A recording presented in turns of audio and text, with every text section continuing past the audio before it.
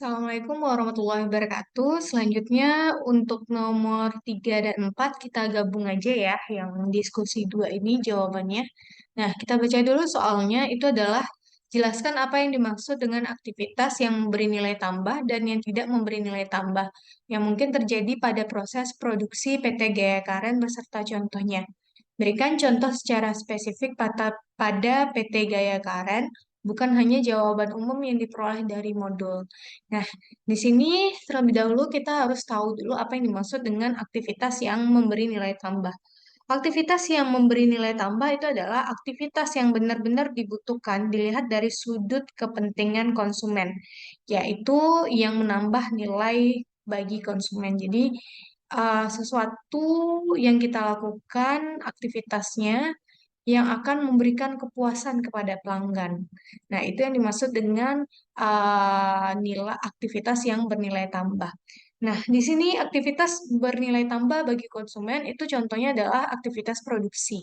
Nah, di sini kita PT Gaya Karet ini adalah industri tekstil kan yang memproduksi baju, em, yang produksi baju, kemeja, kaos kaki dan sebagainya. Nah, di sini berarti contoh dari aktivitas produksi kita itu contohnya adalah aktivitas penjahitannya, aktivitas pewarnaannya. Kemudian di sini barang tersebut kalau kita langsung sampaikan ke konsumen, maka konsumen akan puas kan. Berarti di sini aktivitas distribusi ke konsumen akhir itu juga adalah aktivitas yang bernilai tambah. Kemudian habis itu kita lanjutkan dengan aktivitas yang tidak bernilai tambah. Aktivitas yang tidak bernilai tambah itu apa? Aktivitas yang tidak bernilai tambah itu adalah aktivitas yang tidak diperlukan baik oleh konsumen maupun organisasi. Jadi hanya merugikan kita aja nggak ada gunanya. Tidak memberikan sesuatu efek sedikit pun bagi kita aktivitas tersebut, hanya mengeluarkan biaya aja, tapi nggak ada feedbacknya, manfaatnya bagi perusahaan kita ataupun bagi konsumen. Nah, ini disebut dengan aktivitas yang tidak bernilai tambah. Nah, contohnya itu apa? Contohnya itu adalah pengerjaan kembali. Nah, pengerjaan kembali. Misalnya barangnya yang kita produksi ini rusak.